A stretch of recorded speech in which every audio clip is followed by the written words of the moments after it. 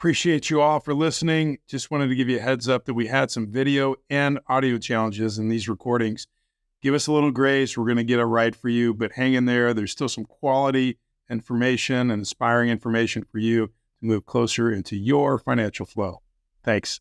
We love the power and grace of athletes, artists, CEOs, and high achievers with their zest and grit.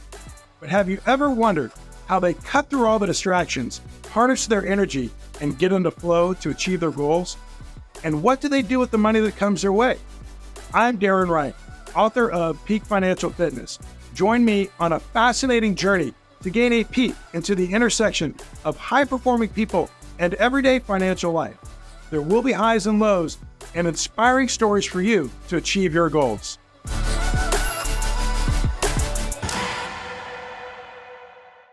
So I landed, I went to Borders Bookstore. I was in UCLA Law School at the time, and I went and picked up his book, and I started going to yoga with Bikram. I got addicted to yoga, and I was basically watching yoga boom in LA, and I'd see it in New York, but we'd come to Arizona on vacations, and we'd stay at the Arizona Biltmore, and I'd go to try to find a yoga studio, and it didn't exist. It was like the best yoga studio in a basement of like a Motel 6, and it was just like, you would never go there.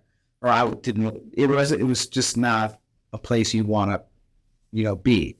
So I ended up writing a business plan for yoga studios when I was at UCLA, and I worked briefly as an entertainment lawyer in LA. But at the same time, when I was studying for the bar, I raised some money and I opened our first yoga studio in Arizona.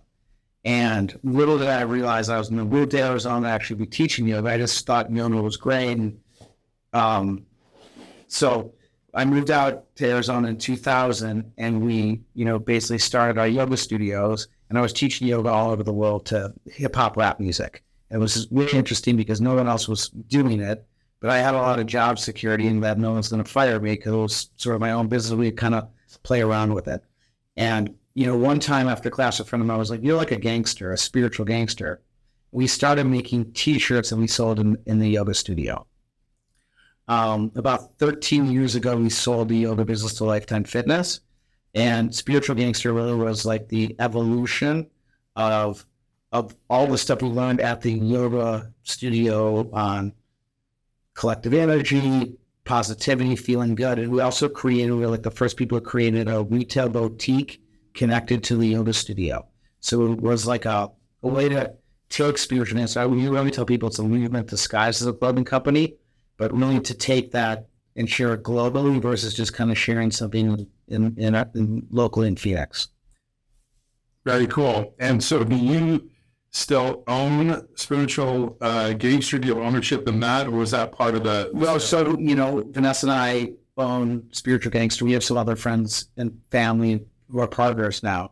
But yeah, we sold, the Lifetime Fitness deal was great because, I'm Jewish, but that one really turned 13, and I was able to kind of do a deal and once it kind of grew up.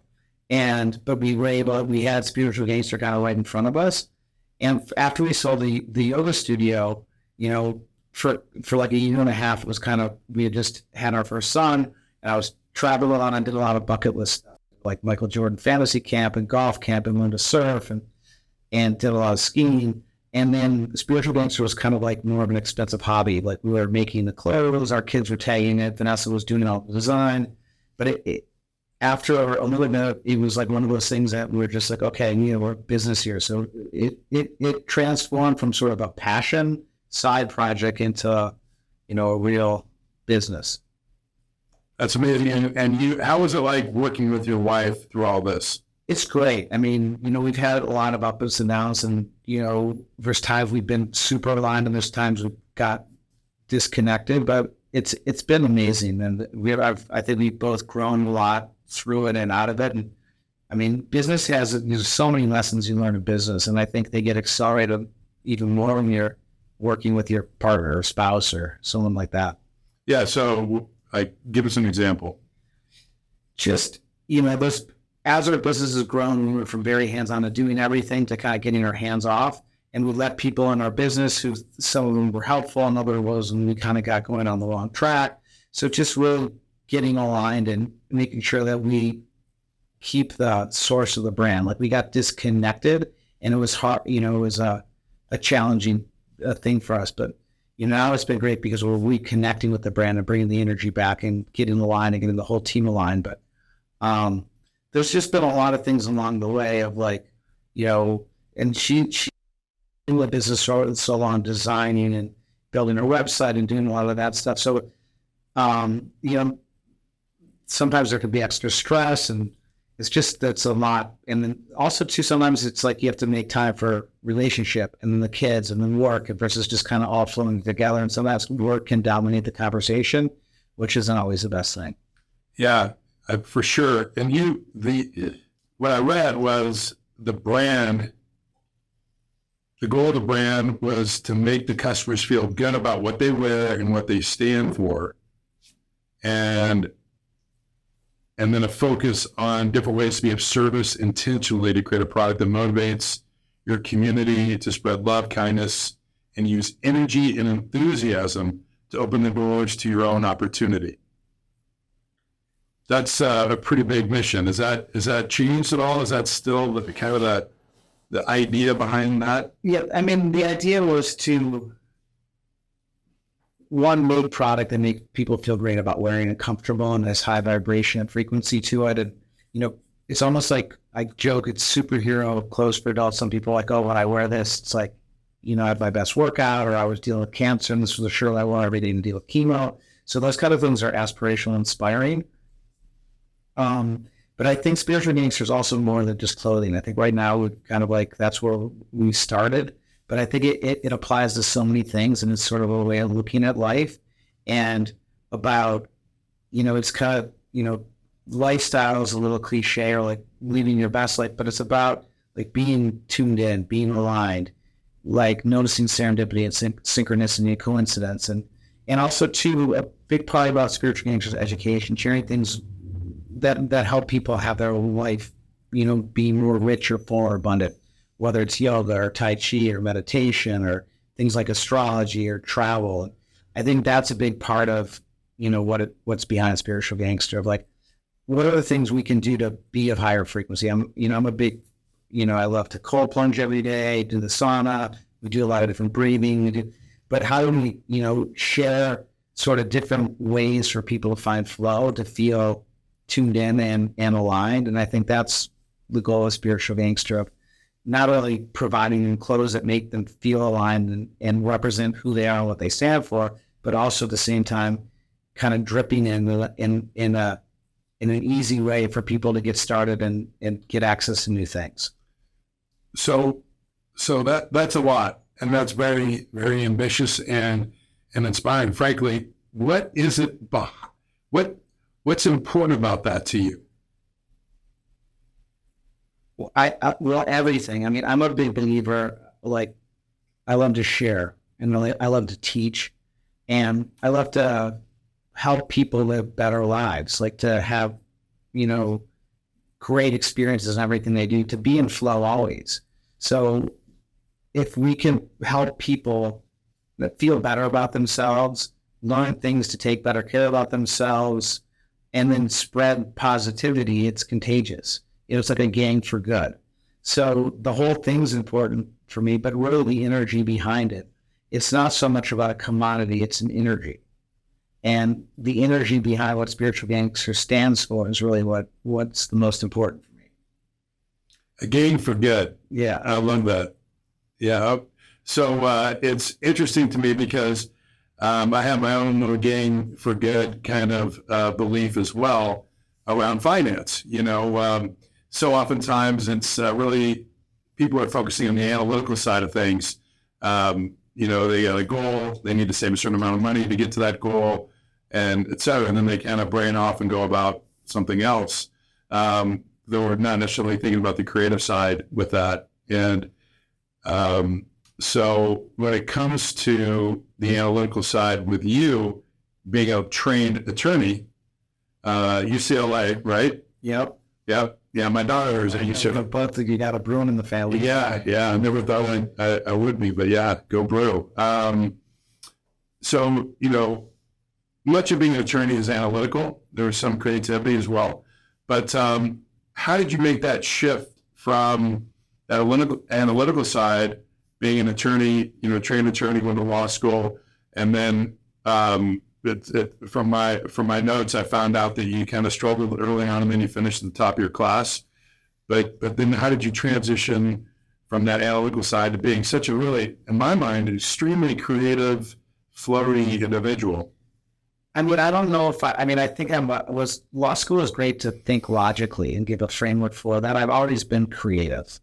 And I think, a lot of what law school taught me is that I could do it my own way and do really well. Like I felt I was failing out of law school and ended up, finishing close to the top of my class and it was just one of those things like really like, okay, great. I could kind of do it my own way and be successful or even more successful. So it gave me some confidence. And I think it like what of applying myself. And I think, yoga is a really interesting thing. Yoga opens you up. Like yoga is sort of like a gateway drug to spirituality. So was a thing that got me open to so many more things that have been right around me always. So it cleanses your lenses of perception. And I think, Tony Robbins, who we're both fans of, always says, get in your head, you're dead. And I think the problem with most people who are smart is they're operating too much in their head and all their other senses are shut down.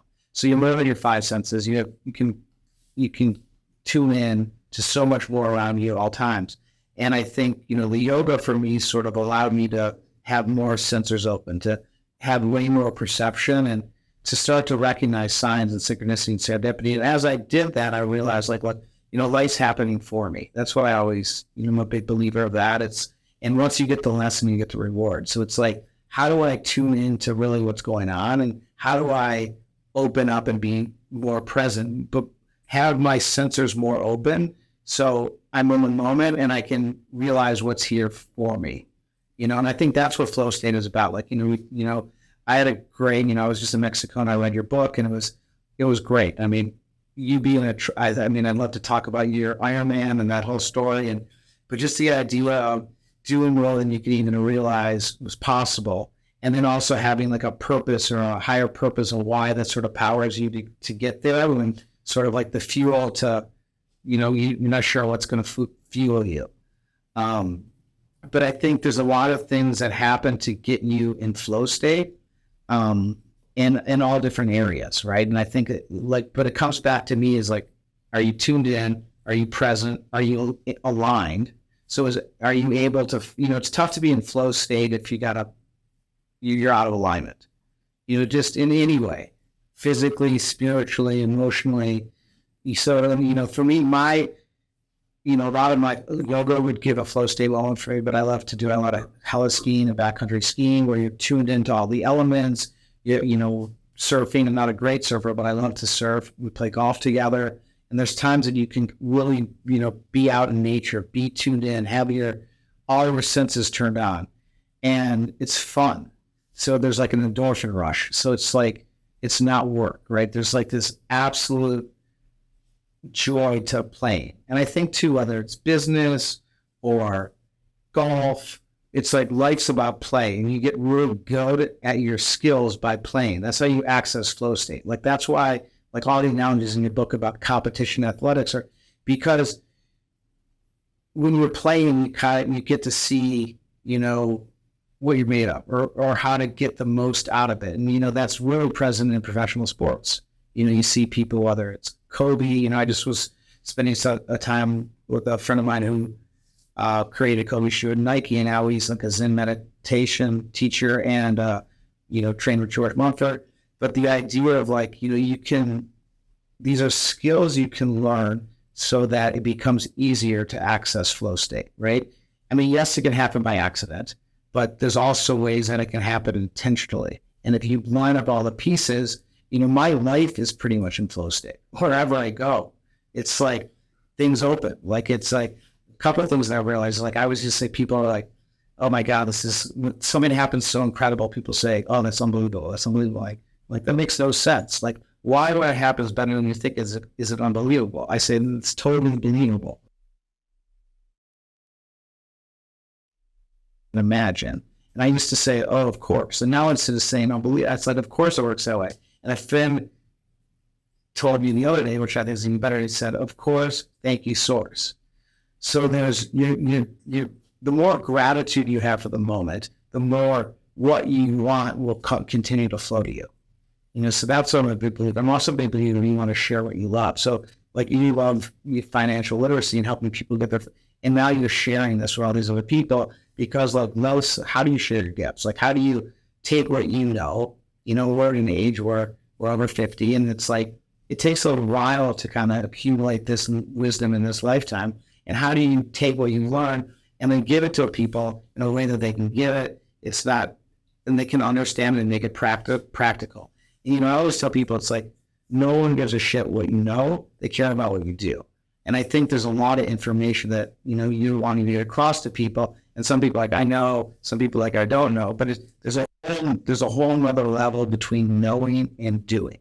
And I think that's the key, the real thing to connect with, especially when you're getting into like getting people's finances in order. It's like, how do you get them to do it?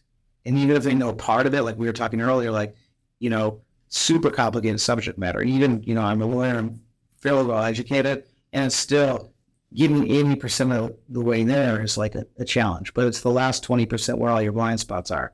So it's like, how do you get in a place where you have action with great guides? It's like when you go house skiing, you have a great guide. You go on a trail, you have you want people who know the trail where you're going, right? And who successfully navigated it and can bring you home safely. Yeah, well said. There's a visual that I've seen and that I've shared with people that it's Google it up and just Google little yellow house, Galveston hurricane. And it's a cute white and yellow house sitting perfectly and in a sea of demolished homes around their neighborhood. Like every other home is completely wiped out, but this cute little yellow white house is sitting there just unscathed. And everybody else, so when I'm talking to people about, well, what does that 80% that you just talked about look like? Getting your finances 80%. I'm pretty good. I have a shit ton of money. I just sold my business, whatever. I'm good. I'm probably 80%. I'm an 8 out of 10. That's what all these other people look like. They were all 80%. They're all 8 out of 10. But that guy felt compelled to be a 10 out of 10. And it's really hard to get to a 10 out of 10 on your own or even with a team. But that is really, so the question oftentimes I like to ask someone is, do you want to be part of the financially successful that have their financial house put together perfectly, or the part that is financially successful that doesn't? Because there are consequences. And sometimes there's not even awareness. Well, what's a 10 look like? I never thought about that. It's like the three little pigs. You got the straw house, the wood house, and the brick house. Most people live in like a wooden house. What's a brick house feel like? And then when you are in a brick house, what does that feel like? And then what does that allow you to do for all the other more important things out there in your life? All the non-delegatable things. Does that free up time and energy to focus on all those other things? Your health, personal relationships, all those types of things. So you talked a little bit about that when putting Spiritual Gangster together and the team of people. You've got investors, friends, family, but you also have a team. And so it's like that. When you start a company and you then bring people on board and you hire a CEO and other people to help you so that you can further the mission. So I'm going to bring you back to that a little bit. Let's talk a little bit about your success in business and how you put together a team, and then how you and Vanessa still keep the mission going, but there you have these people that are subject matter experts that you plugged in to deliver, and then what have been the results by doing that, division of labor, delegation, and then what you're able to do is the creative part of that team. A lot of it comes back to alignment. And I think there's been times where this has been really aligned. It's worked well. We've had leaders and workers in the business who were totally aligned with us. And we've also been the other way, where we've got people between us and even been pushed out of our own business before that was completely out of alignment. And, the business almost failed, right? It was like not only unhealthy, but it was toxic. And now we have a whole new team and we're getting aligned. And now we're doing exactly what we talked about. Like, how can we carry the vision, install the why, and then get everyone to realize we're all working and rowing together. But I mean, look, I've learned more about that, and letting the wrong people come in and then abdicating, and it can get complicated. You got to have good intentions, and you can complicate things by bringing in other people. Yeah, for sure. You can. That alignment is key. So what have you done to try and make sure that you, Vanessa, and the team is aligned for the prime directive? One, getting on the same page and getting clear about what we're doing, but two, getting back control of our own business, right? Getting a lot of hands out of the pot, which we're kind of like muddying the waters, or just making disturbances in the forest. So I think a lot of it for us is getting it back clear and connecting it to a source and its why and why we're doing it. Because Spiritual Gangster got lost for a while, and it was more about product, and it got disconnected from Vanessa and I and our source. And that was hard. That was one of the hardest things ever in business. And then having to take the steps to get it back and rearrange it, and because it stands for something that's so big and has this, but it's also important to harness it, right, and direct it. And it's a work in progress for us, to be honest with you. It's like getting the right people on the team, get in the line, and then get in the play together, and then that's how it all works. Phil Jackson, who I love and sounds a good friend of mine, but in his book, 11 Rings, he goes from I am great to we are great, like different levels of achievement to it's great, right? And the idea of life, it's like it's great. Like when you're in a flow state, it's great.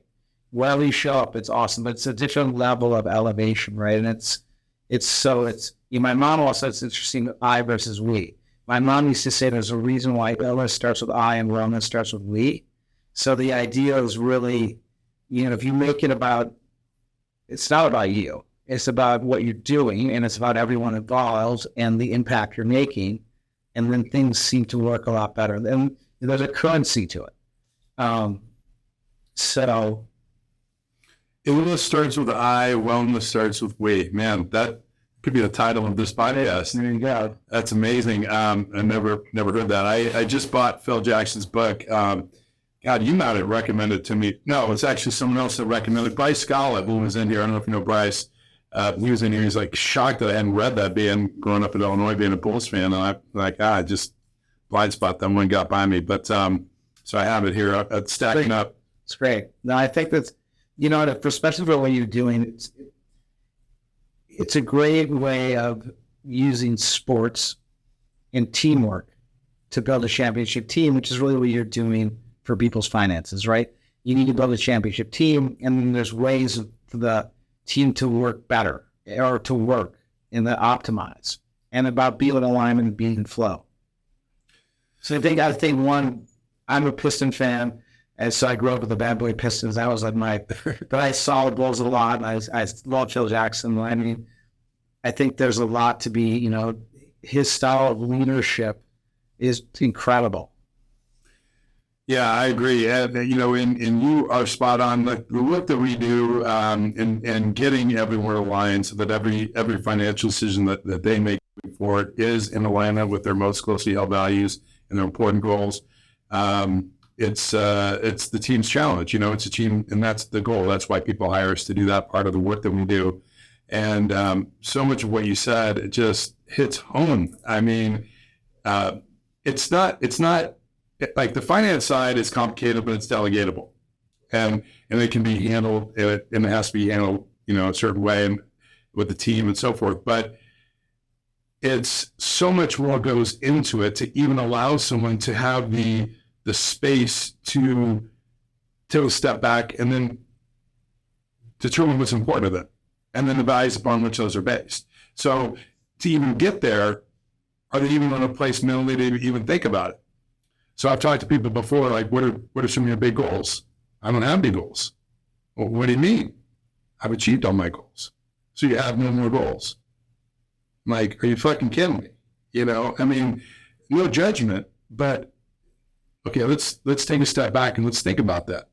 As you look down the road, tell me something important to you, and then what I found is that if people have the ability to just kind of take a step back, get in their head, you say get out of your head, but get in your head and think what's important to you, then all of a sudden goals start opening up. So my experience is that people that have told me that they have no more goals, if they actually slow down, they actually come up with a lot of goals. And then it's about going to get those. So I've got the saying, you're either green and growing or ripe and rotting. And, just from the janitor to the guy that sold his business to the CEO of a company, there's always something out there that's important that you can always do better at. I mean, I totally agree. And I think that, happiness comes from, it's not actually achieving your goals. It's who you have to become to get there. And I think that, one of the things that, this is another thing I got from Tony Robbins is like, you're about to sum of that out. And now you got to go figure out where you're going to go next, because you always have to be something you're looking to achieve or you want to have. And I think, my mom used to say clarity is power. So, I do vision boards every year. And I think that, also getting it on paper, getting it in front of you so you know where you're going. And then I think the whole idea, though, is like, I feel like I'm very clear what I'm doing or where I'm going, but then now building the structure, whether it's your business or your finances, so it supports and gets in alignment to your goals. And then that gets optimized. Well, yeah, and we talked about, taking a step back. You journal still 5 minutes? I journal every day, and I have for the last 5 years. I journal in the morning and in the evening. And I think there's two aspects of journaling that is important. One of the journaling I do is goal setting. So one, I'm always thankful, what I'm grateful for. So you get an attitude of gratitude, and that allows you to get more. But then two, figure out like what I want to have happen today, and certainly whether it's relationships or finances or being in the flow. And I'd be very clear about what I want to have happen. And at the end of the day, I count my wins. Like, be so, not only it's amazing that people don't know what they want or have goals for, but it's also, most people don't realize how many wins you have during the day. So, you could write hundreds of things that happen every day, that like great things where you're winning all the time. And it's like, the whole idea is you want to create these neural pathways to, get the habit of getting what you want, right? Or help you get you conditioned to expect to have whatever you write to happen. Not only does it happen, it happens even better than you can imagine, and even more incredible. So I think that's when the magical life starts to happen, and that's what it's supposed to be. And that's what people call flow state. I've done a lot of stuff like the flow experts, and but really flow state is when you're having fun, you're totally tuned in. Usually it takes some sort of physical effort, but everything's working, and that's how life's supposed to work. Like you're supposed to live in flow. It's not like this like elusive thing that you're not supposed to access. I mean, that's the thing about it. It's like people are so, but that's how we're supposed to live. Yeah, I agree. We can overcomplicate it like the game of golf. When we last played down in Mexico, you're like, just feel the shot, visualize the shot. Golf's a lot like life, right? If you like overthinking, you're totally dead. And also too, it's like, where are you focusing on? Are you focusing on where you want it to go, or are you focusing on where you want it to go? Mm-hmm. I think, but I mean, listen, we both play a lot of golf. I can tell you pretty much who a person is after 2 or 3 holes golfing with them. How you do anything is how you do everything. But golf's is one of those things when you see people's personality come out. How they deal with adversity and good things and bad things, and how they relate to people, and it just it's a good way to kind of see deeper into people. Yeah, for sure. I'm going to retread on something that you said. Well, you didn't say this, but what I pulled from it is when you're trying to achieve different goals, whether they're business or any kind of goal, physical, relationship, financial, you got to slow down sometimes to speed up. And so, your daily ritual of journaling in the morning and the evening,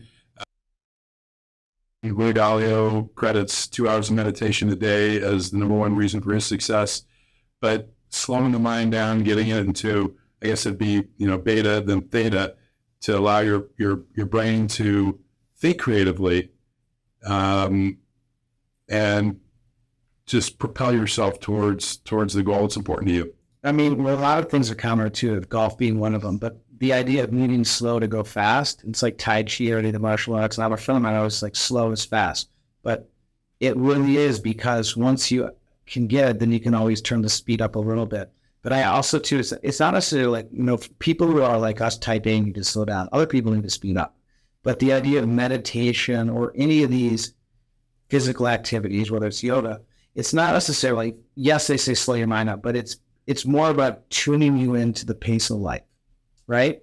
You can be too fast or too slow, but it's like, how can you get to the same frequency of what's happening around you, where you can be tuned in? You know, I just saw Dead and Company last night in Phoenix. Well, I mean, incredible. Like they say, you know, last tour, but they're so tuned in and they're so aligned. And what they're doing, it's not even music anymore. It's magic. It's like so much beyond just playing the songs or the set list. There's an absolute energy of what happens from them being so tuned in. And Bob, we have been doing this now for 35 years, right? So with this little effort, what happens is incredible. So I just think that getting in tune, you know, and getting at the frequency of life, you know, it's like everything, we're all frequency, everything's vibrating, like attracts like, but the more you get in a frequency that's abundance, it's gratitude, that's helping people, the better your life gets, and you're attracting more of those type of people.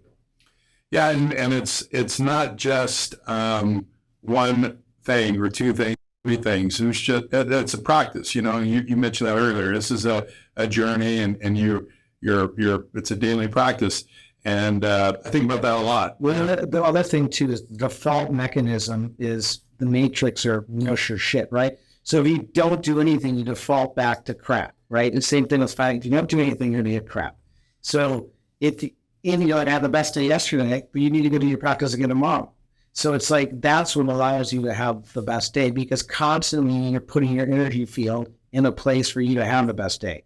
If you say, okay, I've had such a great week, I'm going to take off for 2 months and not do shit, your life's going to change because your frequency changes. Yeah, absolutely. It's that green and growing, or you're white in your body. And it's like going to the gym. You know, go to the gym once, lift, and you're good. You got to keep going back. Well, and look, you either can, like, you know, like you say, it's like you're contracting or expanding, right? And then you get and also too, a lot of people who make a lot of money, you know, like then they start to contract. You know, we know a lot of people who had successes in one own, and then whether the relationship falls apart, they had health problems, but they start contracting versus they lived a life of expansion, and now they're in contraction. Mm-hmm. You know, and I think that, you know, it's like, how do you have expansion in your entire life? And so a lot of times too, you don't just like find, you've got great business success, and maybe now it's time to expand other ways, physically, mentally, emotionally, relationship-wise. And to me, life, it's all about balance. Is overused, it's not balance, but it's about having it all. So it's about having relationships. It's about having great finance and abundance. It's about having like amazing friends and connections and synchronicity and serendipity and being in great health. And all these things are important, because if you don't have one, you don't have anything. And I mean, the health is the most important. But, you know, it's like everything's energy. And the more energy you have, the more you can handle anything. And money is another source of energy, right? It allows you to energize or fuel what you want. But, you know, it's not the end goal. Money's the tool to help you live your greatest life and have the best impact and share your gifts. Yeah, absolutely. And I was just thinking, what was my train of thought on that? Well, again, yeah, I couldn't agree more. And so when I go, I read this book, The Celestine Prophecy. You read that book probably more than once. It's great. Not in 20 years, 15 years, but it was great. Well, you know, there's certain things that get me fired up and get me down a path. And so I read it, you know, got like you when it first came out years ago, and then maybe the follow-up book or two. But, you know, when I went back and read it, you know, so many of these different books and speakers that you hear, Tony Robbins and others, a lot of it is similar information, but you hear it, you read it a second time, and maybe because where you are in life, it resonates a little bit differently. And there are things that I definitely picked up whether it was the second or the third time I read that book that I didn't pick up the first time through. And I'm actually been going through and retreading a number of other books. Viktor Frankl's Man's Search for Meaning, right? And As a Man Thinketh, and just, on and on. And from a growing standpoint, I've found that when you, like everything we learn is built on what you previously knew. And as you get to a new level and you read and listen and meet people, you grow to the next level. And through that process of that greed and growing of expansion, you learn new things that may put you onto a different pathway. And you're also thinking differently. You're not thinking maybe analytically, you're thinking creatively. And so that's I found that to be just helpful and interesting. It's the dynamic way of doing things. Well, I think too, like, I think we share a lot of reading and a lot of the same types of books of like personal growth and just connecting the dots and autobiographies. But I think, a lot of, what I hear and take about it, it's like most people think the same shit over and over and over again.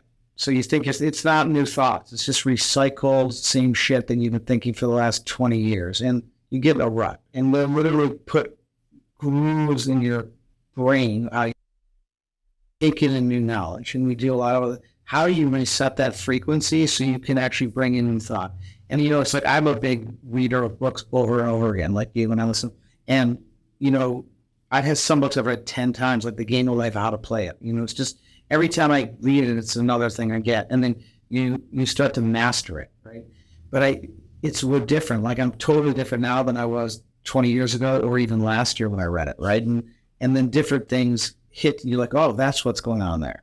So I think that, these things sort of like you hear the same thing, maybe said a little differently, or you have context based on other things that happen in your life that now that piece fits in. But I think, one of the things you see is people, and especially who are smart, because they get stuck in their own thinking. And as you get older, then you get stuck. A lot of people get more stubborn or harder, and you have to find ways to interrupt those patterns and create new patterns for expansion. Because if you keep doing the same thing over and over, it's not expansion. It starts to contract. Yeah, true. There are things we know. There's things we don't know. There's things we know we don't know. And then there's things we don't even know we don't know.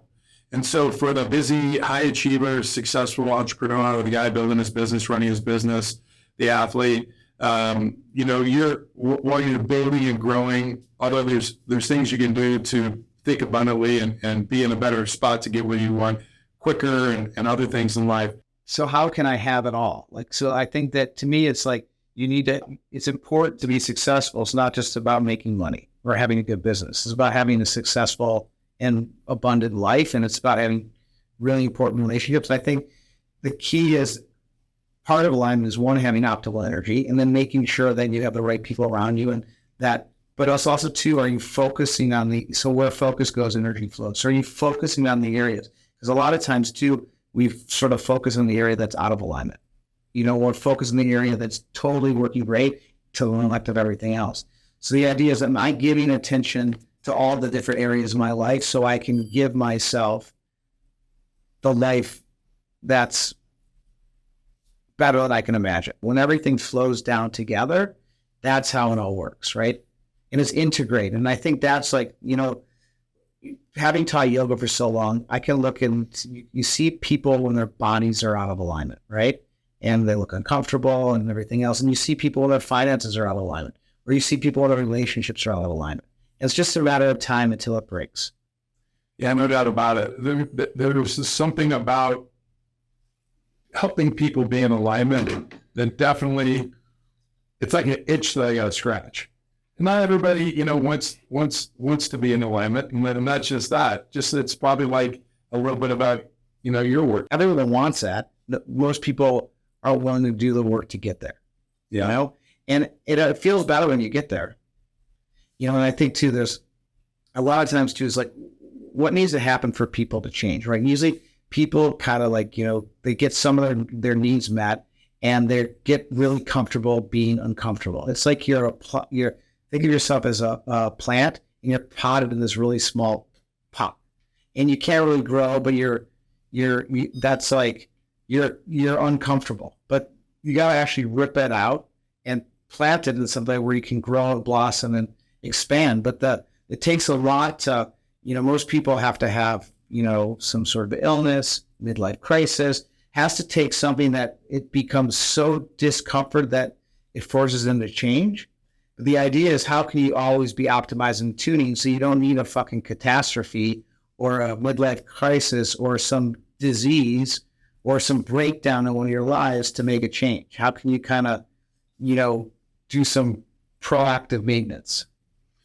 One of the things that I appreciate about cold plunge, you mentioned cold plunge, is that getting comfortable being uncomfortable, and then all the benefits that come from that. Obviously, there's a tremendous amount of benefits that come from doing the cold plunge, and more evidence crediting people like David Sinclair and Edward Huberman, who are out there educating the public and putting that information out there for all of us to benefit from and get better.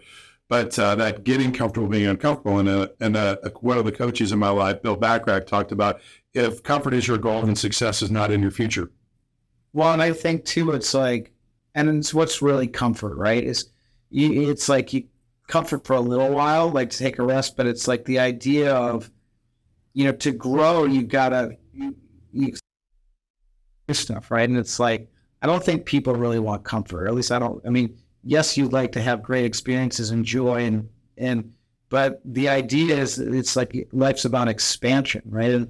And growth isn't necessarily comfortable, especially big growth. Like one of my biggest things, I just finished my book, and one of the big things is the sign of the butterfly.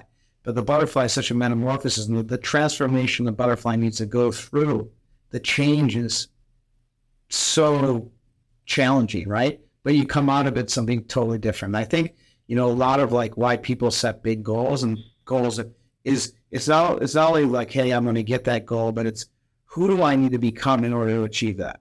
And that's really what it's about. Like, people, there's all the talk in all the books. It's like, it's not necessarily the goal. Getting the goal is temporary, right? But it's all the things along the path of the goal that's your life. Who you become in the process. Who you become in the process. I just graduated from YPO, and one of congratulations. Thank you. And one of the great friend of mine who had a speech, a little bit of talked about, like, basically there's a poem, it's called The Dash. But it's like, really your life is like, I was born this date, the dash between I died. Your dash is the mark you left along your path. It's like, who did you become? What did you achieve? And, then how did you optimize it, right? I think that's what we're like, optimization is a big thing right now. And you're doing financial optimization, people are doing health optimization, but everyone wants to have this life that it's in alignment, and that, you want to make it easier on yourself. And it's not like making it easy, because you still have challenges along the way, but you want to give yourself every opportunity to navigate through them successfully. And I think when you're in alignment, you have all your tools working for you. And I think that's like the biggest key when you're a great entrepreneur or athlete or achiever. You found a way to harness your resources so they're working in alignment to you achieving your goals. Yeah, 100%. When you think about on your deathbed, you look through your entire life, so I'm just turned 53, and let's say hopefully I make it into my 90s or whatever with great health and feeling good up until that moment that I go and meet my maker. I would think that when I reflect back on my life and my body and work, it's not just going to be the successes, it's going to be who I became through all the challenges. Because what I think about right now, a lot of, the struggle and the different things over time that kind of make you who you are today. And do you ever think about that? Do you ever think about, that journey and what you would think about on your deathbed? I think a lot about, it's like in Westworld, as I wrote a book, is to share sort of like the wisdom that I've accumulated. Hopefully my kids will get it one day, and also with a lot of other people. But, when I think, when I look back, when I sit here and envision myself looking back, a lot of it's about the experiences. Life's about experience. And these amazing experiences that are like magical and special I mean, that's really the joy in living better than you can imagine, with people you care about and love, and having these things that are, just beyond and then having that become the norm. So I think looking back on it, it's like, living a magical life with great friends, meaning. And I think, a lot of it is how can you impact people? How can you help them?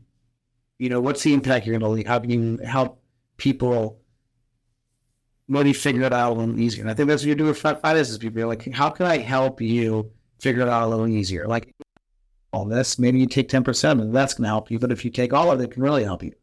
So it's like, how do you find a way to take your wisdom that you put together and share with other people in a way that makes a positive influence in their lives, and then that snowballs. And I think, there's so many things you don't even realize that you influence people just by being who you are and connecting with people. But I think when you get really intentional, like you and I were talking, like I'm a big believer, you got to teach what you want to learn the most. Like I got great at yoga. I knew nothing about yoga, but teaching yoga. When I was in law school, I'd find the smartest people and get their outline. Part of mastery is not only learning it, but teaching it. I think that's really when you can really own something, is not only can you do it and share it, but that you can teach others to do it and get there. And I think that's hopefully what people can get out of this is maybe there's different ways that they can learn to get flow state. There's different ways that they can learn to be richer. There's different ways that they can make better investments and have their finances working for them and being in flow state. And I think that, hopefully we're able to impart some of that to people who are listening.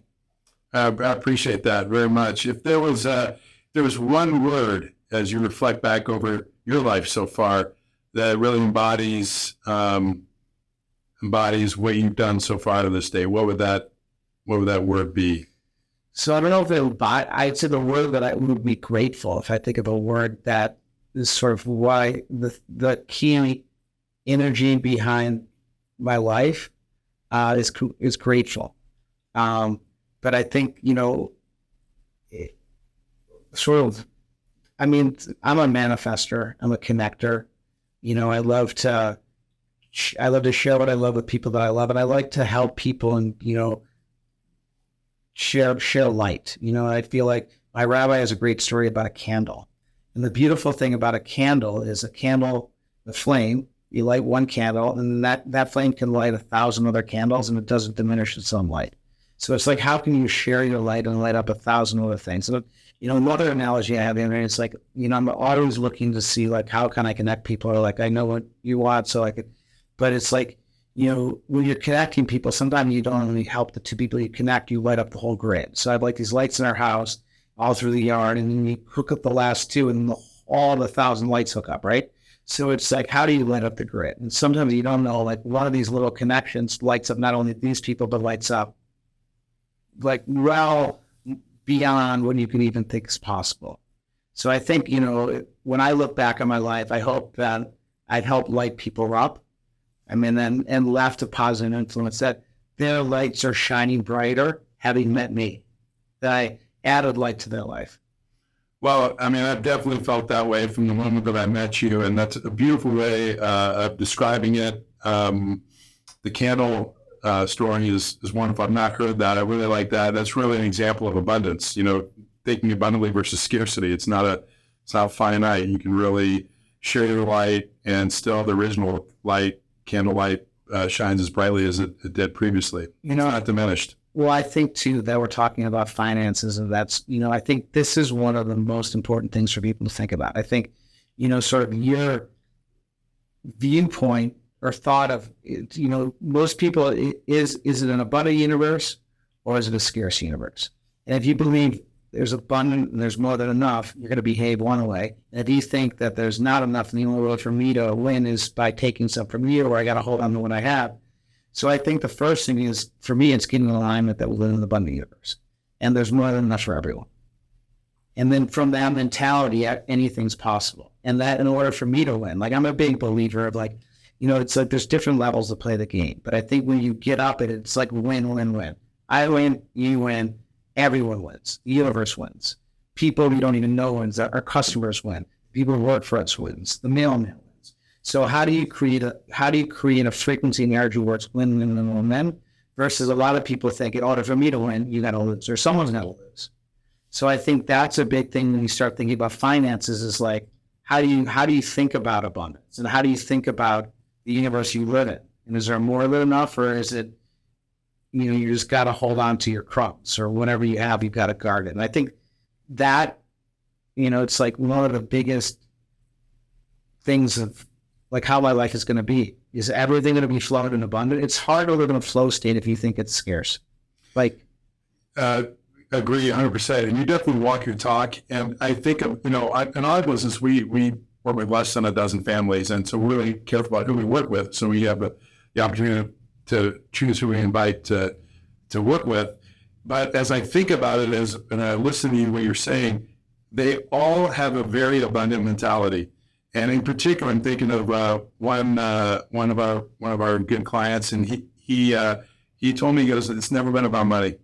It's never been about money, and I could care less about money. But yet he has a lot. And I'll also say we had Marv Lewis in the studio on Monday, and he said it was never about money to him. And he's a legend in the NFL coaching business. And so whether it's sports or business, when I've seen some of our successful people, it's not about money.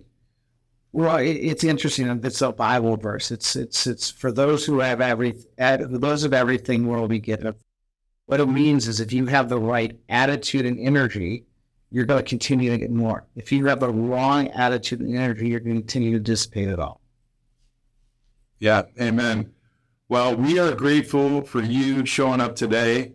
And I'm grateful to call you my friend and hang with you whenever we get the opportunity. And thank you for coming today. Well, thanks for having me. And I hope everyone gets a chance to read your book. I got so much out of it personally. And I think it's a great tool to combine your wealth and grow your assets and just really build a solid foundation. We're talking about the house, and that's one of the things in your book, but really building a house that will withstand sort of any type of storm. Yeah, well, thank you. And we didn't give a chance to talk much about your book. Do you want to tell me, do you have a title yet for the book? I don't have a title yet. Maybe we'll do that on our next. Yeah. But we're probably 3 or 4 months out. But if you keep it, you go to spiritualgangster.com. We'll have some stuff on, our movement, our apparel, different ways that, you can find, to be healthier, happier. And then we'd also, when we launch the book, you get a first chance to get it as well. Will you do us the honor and come back and talk about the book? No, I just love to. Awesome. All right. Spiritualgangster.com. Thank you, Ian. Appreciate it. Thank you all for tuning in today. If you enjoyed the podcast today, I'd appreciate you reviewing it and rating us on whatever channel you're listening to. And with that, hope you all get closer to your financial flow and make it a great day. This was the Financial Flow Podcast with me, Darren Wright. Thank you for listening, and I hope that today you were inspired and informed to move even more into your peak financial flow for success.